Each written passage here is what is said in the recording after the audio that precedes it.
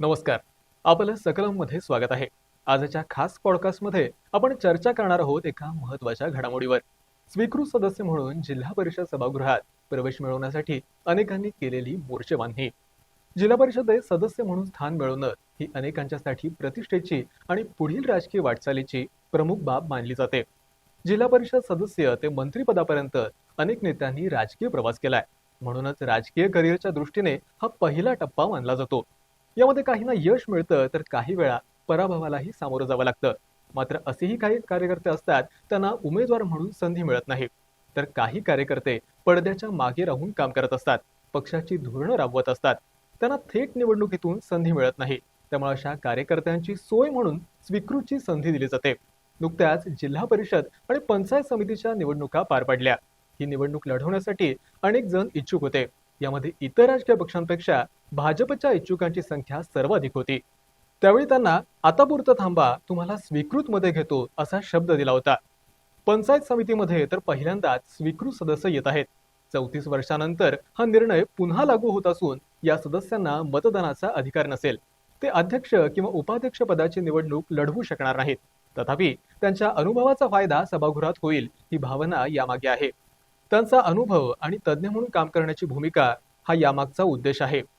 यानंतर आता अलीकडेच अनेक इच्छुकांनी जिल्हा परिषद सभागृहात प्रवेश मिळवण्यासाठी प्रयत्न सुरू केलेत. त्यानुसार स्वीकृत सदस्य म्हणून जिल्हा परिषद सभागृहात जाण्यासाठी अनेकांची मोर्चेबांधणी सुरू झाली आहे. कोल्हापूर जिल्हा परिषदेत आता नवीन सुधारित कायद्यानुसार 7 स्वीकृत सदस्य असतील. एकूण 68 सदस्य संख्येच्या 10% निकषानुसार ही संख्या निश्चित करण्यात आली आहे, ज्यामध्ये महायुतीला 5 आणि काँग्रेसला 2 जागा मिळण्याची शक्यता वर्तवली जाते. ही प्रक्रिया विधानसभेत विधेयक मंजूर झाल्यानंतर राबवली जाते. सध्याच्या संख्याबळानुसार राष्ट्रवादी काँग्रेसकडे सर्वाधिक 20 जागा आहेत. त्यापाठोपाठ काँग्रेसकडे 15, भाजपकडे 12, शिवसेनेकडे 9, जनसुराज्य 6 आणि राजेंद्र पाटील यड्रावकर यांच्या राजर्षी शाहू आघाडी 4 जागांसह इतर पक्षांचे सदस्य आहेत. या आकडेवारीच्या आधारे स्वीकृत सदस्यांचे वाटप होणार असून राष्ट्रवादी काँग्रेस आणि काँग्रेसला प्रत्येकी 2 तर भाजप, शिवसेना, जनसुराज्य आणि शाहू आघाडीला प्रत्येकी 1 सदस्य नियुक्तीची संधी मिळण्याची शक्यता आहे.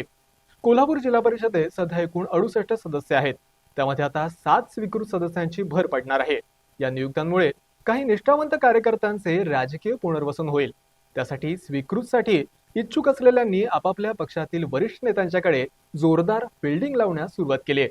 मात्र अंतिम निर्णय हा केवळ संख्याबळावर नाही तर आगामी राजकीय समीकरणे यावर अवलंबून आहे. दरम्यान जिल्हा परिषद आणि पंचायत समित्यांसाठी स्वीकृत सदस्य नियुक्तीसाठी स्वतंत्र नियमावलीही तयार केली जाणार आहे. ही नियमावली तयार होणार असून त्यानंतर शासन निर्णय जाहीर केला जाणार आहे. त्यामुळे स्वीकृत सदस्य म्हणून जिल्हा परिषद सभागृहात जाण्यासाठी अनेकांनी सध्या जोरदार मोर्चेबांधणी केली आहे. जिल्हा परिषदेत 1992 पर्यंत स्वीकृत सदस्य घेण्याची प्रक्रिया सुरू होती. त्यानंतर स्वीकृत सदस्य घेणे बंद झाले होते. दरम्यान ही प्रक्रिया नव्याने सुरू करण्यासाठी शासनाच्या पातळीवर जोरदार तयारी सुरू होती. त्यानुसार आता शासन आदेश जारी करण्यात आला. आता स्वीकृत जिल्हा परिषद सदस्य नियुक्त केले जाणार आहेत. मात्र हे सदस्य घेत असताना विविध प्रकारचे नियम आणि निकष तयार केले जाणार आहेत. हे सदस्य घेत असतानाही त्यांना काही नियम आणि अटी असणार आहेत. नियम आणि अटी काय असणार आहेत हे शासन निर्णय जाहीर झाल्यानंतरच कळेल. राज्यातील 11 जिल्हा परिषदा आणि 125 पंचायत समित्यांमध्ये स्वीकृत सदस्य सहभागी होतील.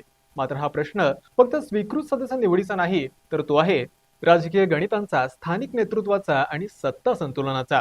आम्ही गेल्या अनेक वर्षांपासून समाजकार्य करत आहोत. आम्हाला योग्य संधी मिळायला हवी. ज्यांनी खरंच काम केलंय त्यांनाच संधी मिळाली पाहिजे, फक्त राजकारण नको अशी भावनाही व्यक्त होत आहे.